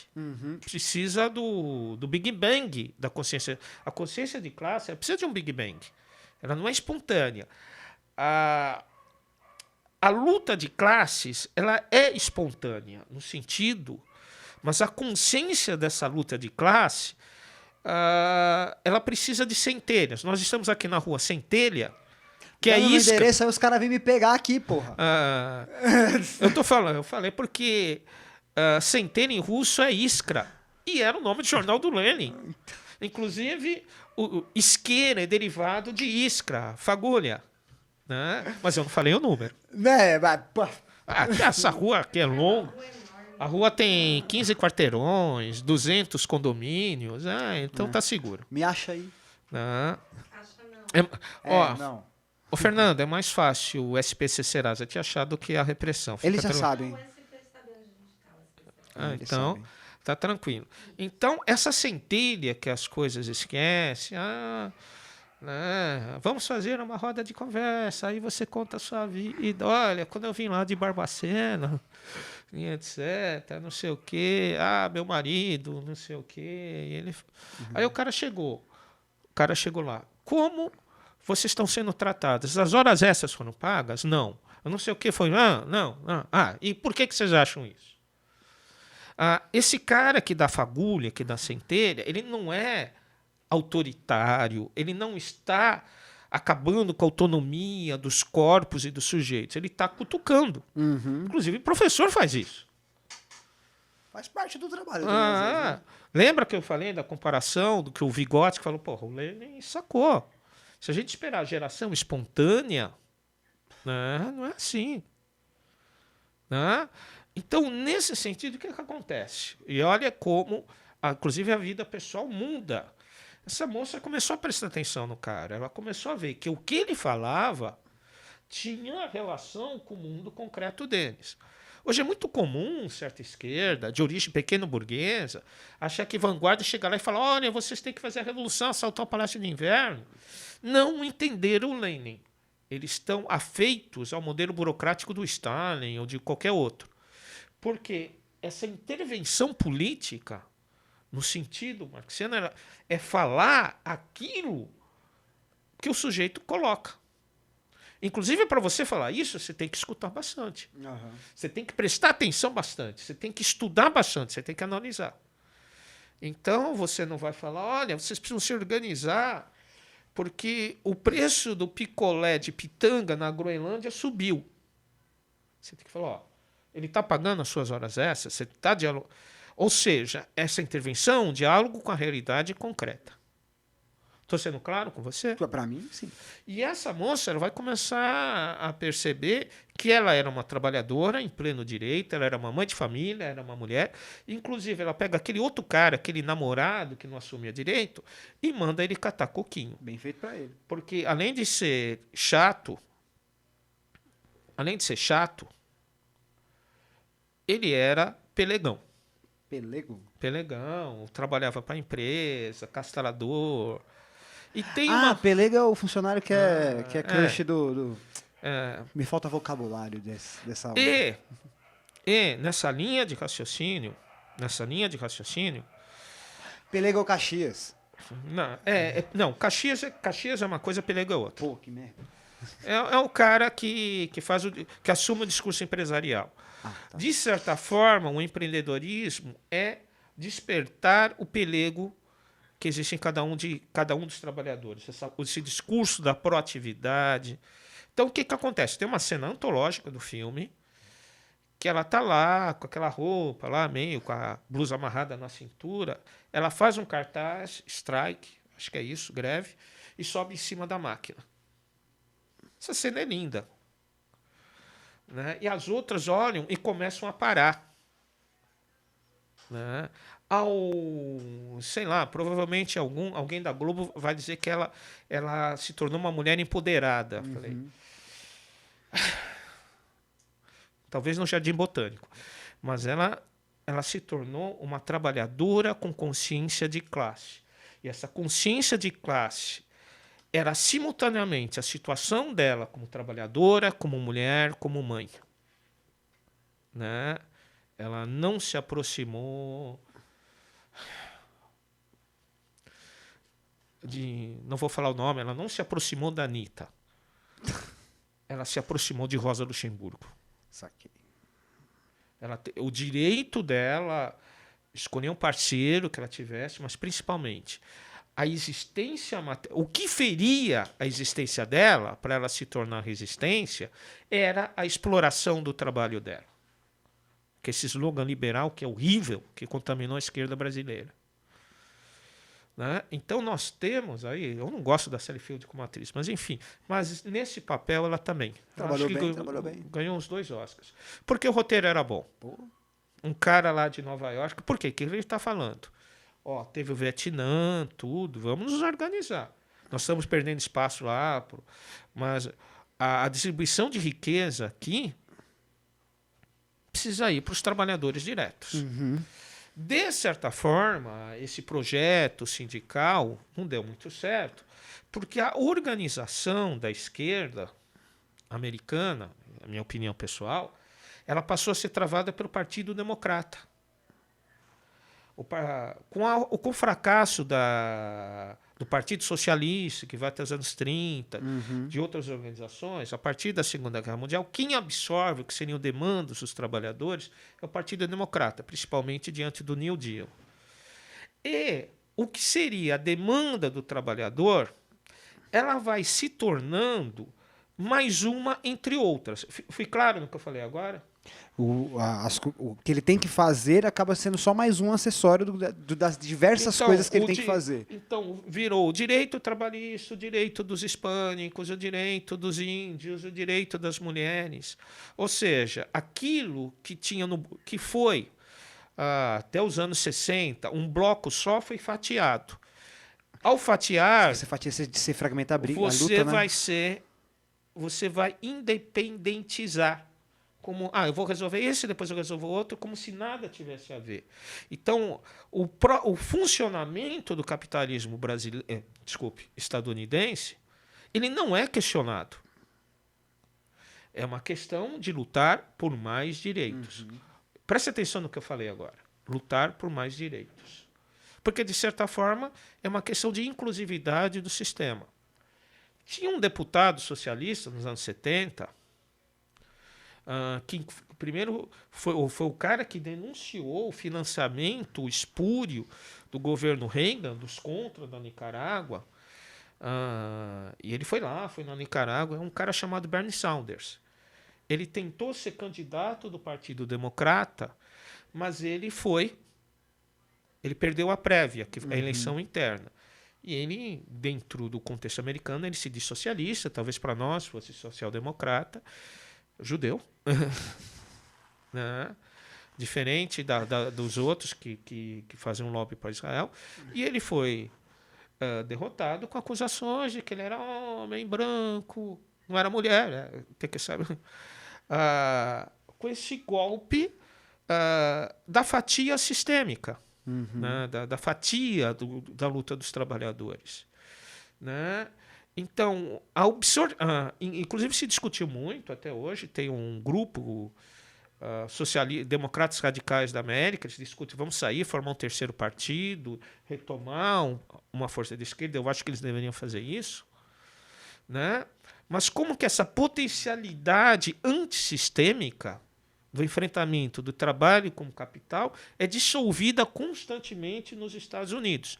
Primeiro foram os Pinkertons, depois a repressão policial. Né? Basta lembrar que o Dia Internacional das Mulheres foi em homenagem aos trabalhadores que foram mortos no incêndio de uma fábrica. Né? Criminosamente. Criminosamente. Depois a máfia, basta assistir o Irlandês. Que é bom. Né? E depois a própria organização, que eu vou chamar, digamos, a prevalência da classe média sobre a classe trabalhadora. Por que eu estou perdendo tempo com o Partido Democrata? Porque a esquerda brasileira está entrando em ritmo de Partido Democrata.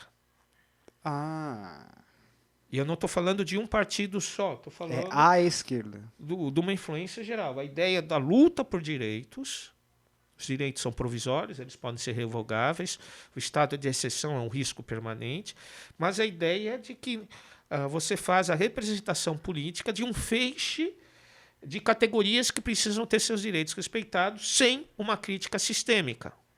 Eu não estou me posicionando concretamente avanços táticos, avanços pontuais que mereçam todo o respeito de qualquer parte. Eu estou me posicionando contra a perda da visão da totalidade. Sem a visão da totalidade, o careca ali se revira no túnel. Túnel do tempo.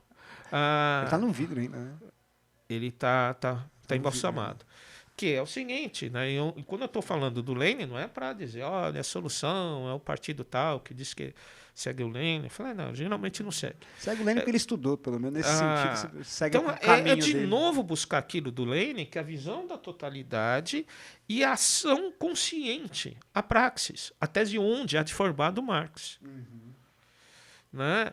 E essa partido-democratização da esquerda brasileira, ela é uma intrusão na nossa própria escola, na nossa própria história. Entrou a escola no meio. Não corta na montagem. Não vou cortar. É porque também entra na escola. Principalmente entra na escola para alterar a nossa história. Porque eu mesmo não corto nada. E nós temos uma história, nós temos uma cultura operária, nós temos uma classe operária, uma classe trabalhadora que tem uma história muito bonita. E as nossas lutas não começaram nos 20 anos do século XXI. O que existe de civilização contraponta à barbárie capitalista no Brasil é decorrência dessas lutas. Entendi. Aqui em São Paulo, nós somos, dentro da industrialização retardatária brasileira, nós somos o centro, o epicentro. São Paulo, ABC, Guarulhos, Osasco, a grande São Paulo. A metrópole. Nós tivemos, desde o final do início do século XX, a maior concentração operária, no sentido clássico, e também a maior concentração de trabalhadores.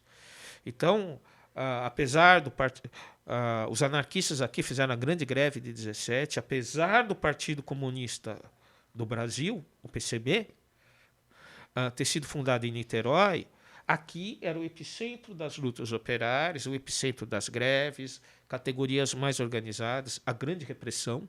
O DOPS paulista era um grande repressor de atividades operárias durante o Estado Novo, depois do Estado Novo, durante o período de 46 a 64, depois de 64. Né? Nós temos o histórico familiar.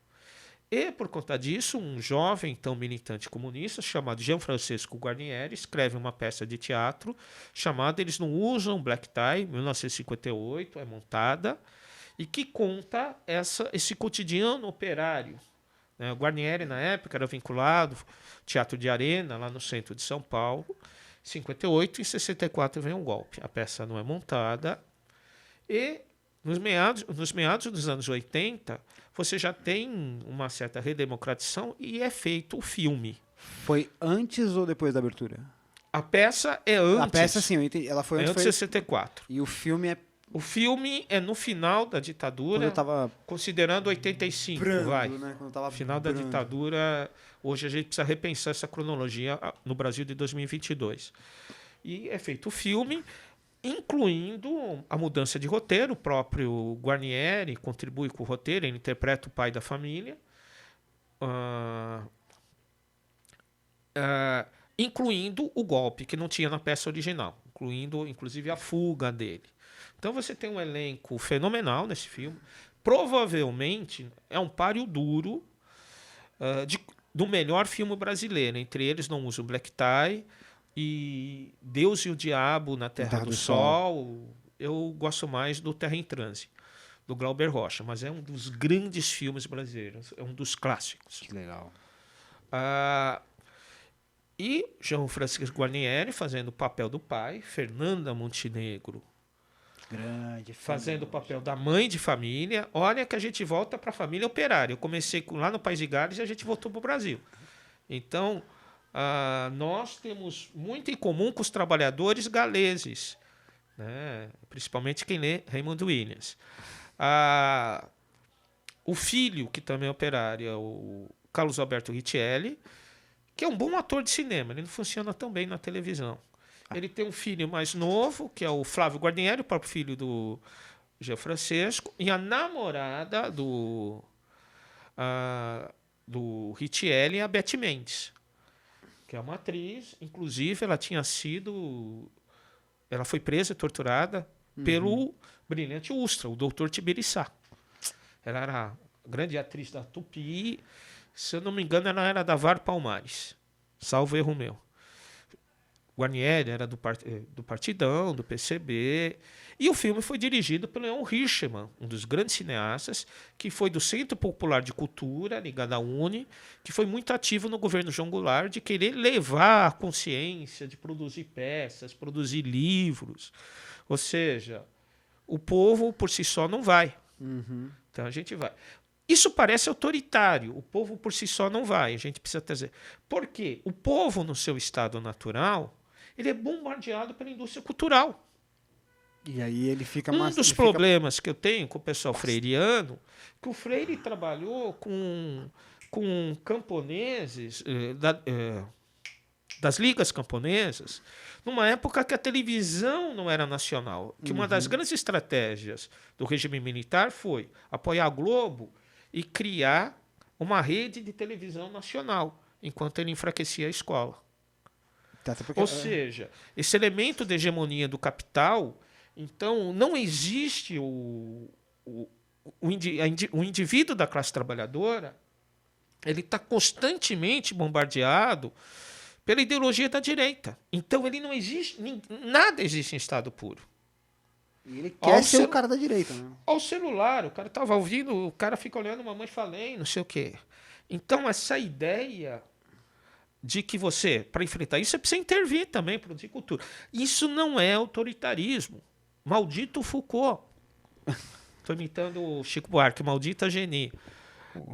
Na verdade, você está intervindo, você está dando injeção para matar o vírus. Sim.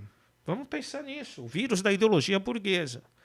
Então, nesse sentido, Eles Não Usam Black Tie, tem o drama da família operária, que se organiza, a mãe tradicional, que não é uma mulher submissa, porque no filme, que é um pouquinho diferente, ela cuidou da família sozinha porque o marido teve que fugir. E se passa na época do golpe? Se passa já nesse período final. Já no período... Tá. Ela teve que assumir, a mãe de família, a mulher forte, né? Outros autores muito importantes, o Milton Gonçalves, que morreu esse ano, ele faz um personagem inspirado no operário Santos Dias, é um elemento novo. Santos Dias, que foi um operário que na zona sul de São Paulo, ele estava ali, ele tomou um tiro na porta da fábrica. Lembrando que em 81, desde 78, você tem novas lutas operárias. Então, essa produção cinematográfica eles não usam black tie, o próprio Leon Richman fez um documentário fantástico, o ABC da Greve. Ele já é uma ferramenta de estímulo e incentivo às lutas operárias.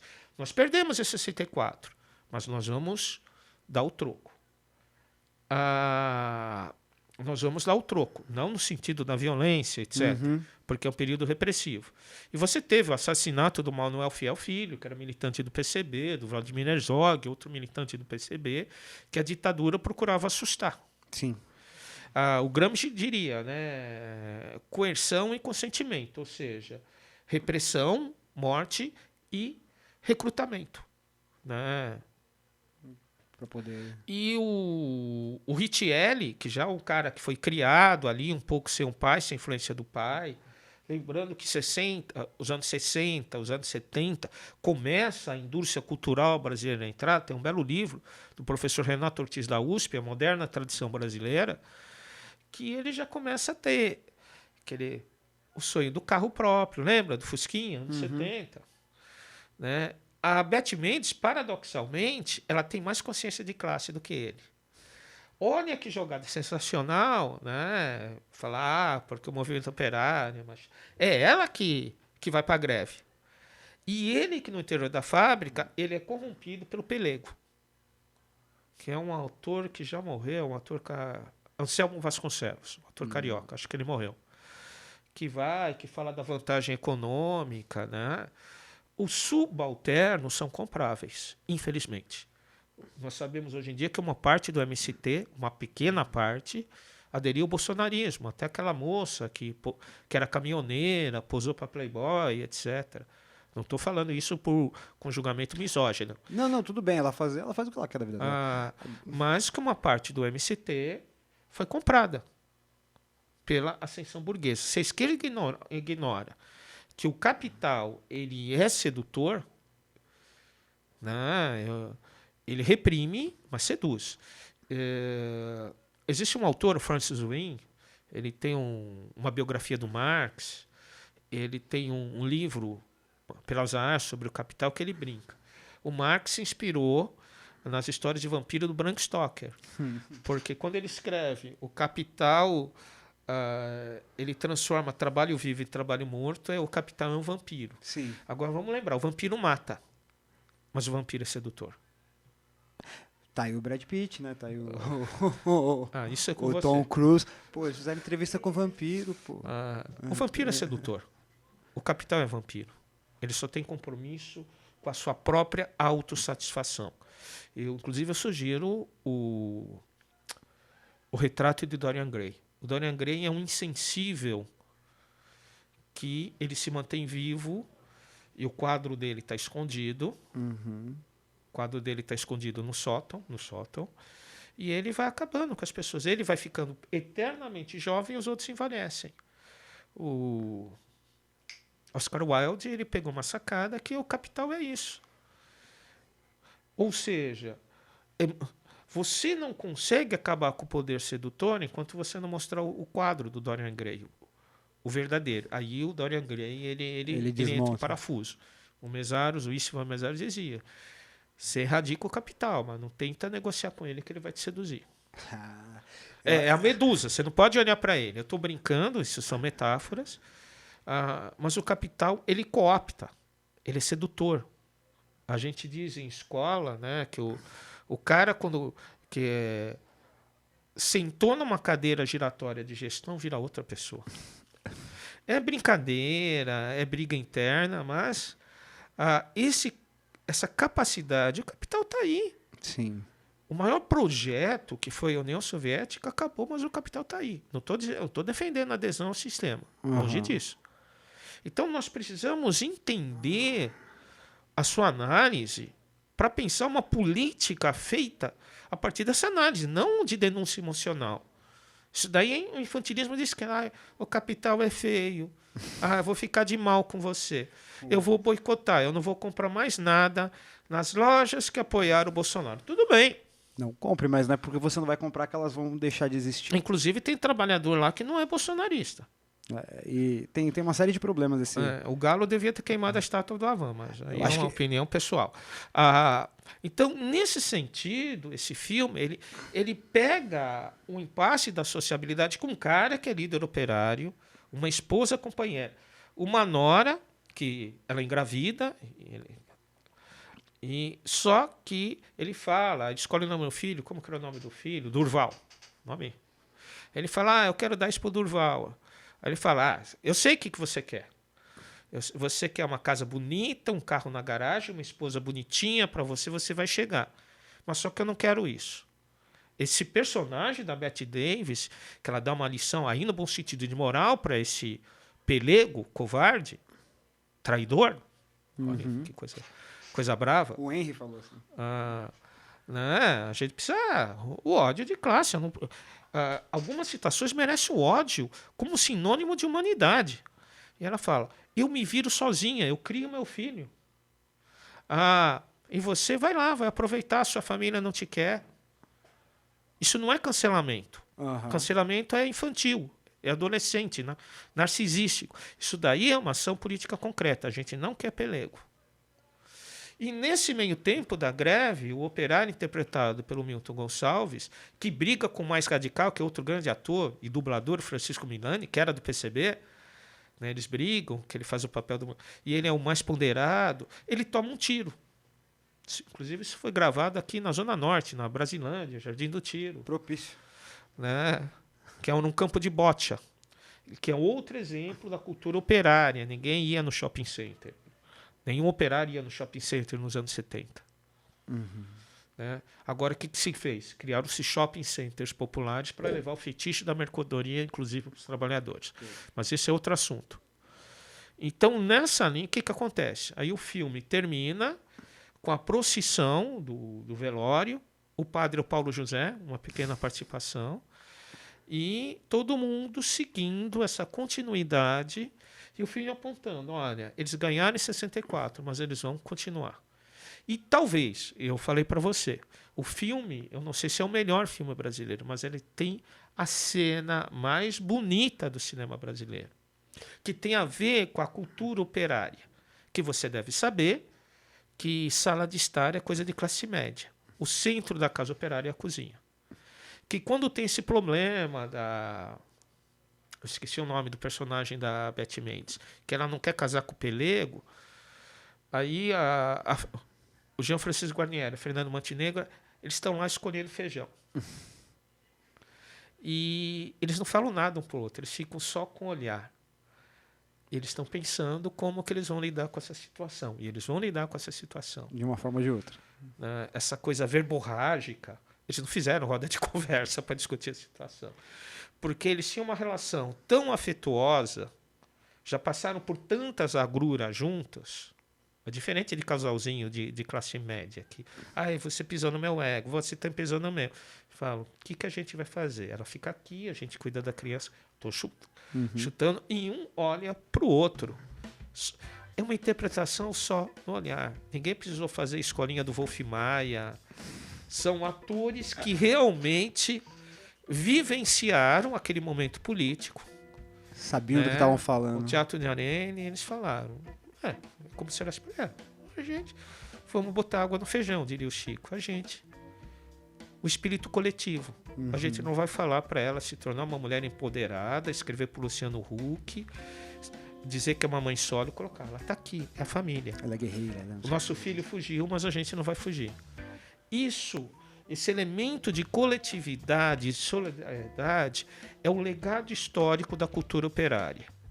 Como diria Ip Thompson, é a nossa tradição. E isso tem que fazer parte da nossa organização. Né? Isso a esquerda brasileira precisa colocar. O marxismo não é uma teoria fria, não é uma teoria eurocêntrica, não é uma teoria alienígena. Parte da esquerda repete o pior da direita. Ele é a melhor forma de analisar a realidade e transformá-la em praxis, e transformar em consciência. E o cinema, que é parte dessa realidade, ele é uma ferramenta fantástica. Quando Douglas Fairbanks, Mary Pickford e Charles Chaplin visitaram a União Soviética em 1920, Lenin ainda estava vivo, você tinha multidões. O cinema soviético, Eisenstein, falou ao cinema, olha, o cinema serve para outras coisas do que além de fazer propaganda de franquia da Marvel. Porque foi aí que a... E é nessa pegada aí que a gente... Eu garanto, a gente firma essa ideia de... E aí, eu vou encerrando por aqui a nossa experiência de cinema falado. Eu espero que a minha narrativa, no sentido moderno, no sentido de retomar a experiência, a aura que o Walter Benjamin falou, tenha ajudado a vocês a olhar as imagens de outra forma. Antes da gaguejada, eu queria dizer justamente isso. É usar essa... É que eu gaguejei pra falar que ia ser uma... Pra gente tentar fazer isso de forma mais constante, lançar... Como você mesmo disse, um por mês, 4 vezes ali. E a gente lança um fora do... Bimestre. Por bimestre? Então eu não vou nem inserir... Foi, amor? Tá vivo. Que bom. Que bom. Que bom. Que legal. É bom, bom pra tá ele, ótimo, né? é bom. É um ator de Então uma- ele... E agora ele deve... Agora segue a gente aí, Anselmo Não é Vasconcelos. fácil fazer papel de pelego, né? Porque é um papel antipático. Ah, Não é é. fácil. Tem que Legal. acreditar, A gente é o tem um que a gente sistema tem. de consultoria online durante o podcast. Aí, viu? Sabe E, Pode e falar. nessa linha de trabalho, né? Eu sou diretor do Centro de Formação de Professores, do Centro de Formação de Educadores, Pascoal Leme, um grande educador. Popular, é um prazer estar aqui. A gente pretende fazer o Cinema Falado 2, sempre com matemática. Bora nessa, vamos nessa. E a gente está em colaboração. E é isso. É isso. Espero que quem gostou curta e quem não gostou, sei lá. Quem não gostou, comenta. Odiei, detestei. E aí a gente, Pode mandar. como diria Maquiavel, né? É melhor ser amado, mas odiado também. Tá valendo. E sabe uma coisa que eu esqueci? Que é brabo?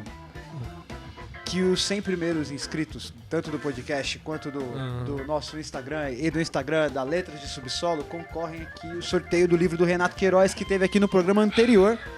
Eu não sei se eu deixo o card, se eu não deixo, não sei o que eu faço, mas assiste lá, tá bem interessante. Ele falou sobre o documentário que ele fez, Havana Resenha, Futebol e Luta, que é bem legal e ele gosta muito de você. Eu, apesar de ser São Paulino, Mas aí acontece. Palmeiras ganhou, velho. Puta. continua mantendo a vantagem. Tá, beleza. Então, ó, muito obrigado. Não se esquece de se inscrever. Se não gostou, comenta. Se gostou, comenta também. Segue a gente nas redes sociais, favorita. Se tiver só no Spotify, dá 5 estrelinhas, ajuda bastante. Comenta, compartilha, fala pro brother que acha que gosta disso, porque muitas vezes a melhor propaganda é aquela indicada por uma pessoa próxima, porque senão... Se não gostou, pode me xingar nas redes sociais, mas eu sugiro, antes de fazer isso, ter seguro de vida. No meu caso, se xingar, eu vou fingir que eu não vou nem ver, então tá nessa. Muito obrigado, Parisi, professor Wellington. Esse podcast é uma produção de Magic House Records, tem o apoio do Centro de Formação Pascoal Leme, tem o apoio técnico do Gui Andrade. Muito obrigado, amor. Um beijo. Obrigado, professor Wellington. Obrigado, Parisi. Boa noite, até mais. Tchau.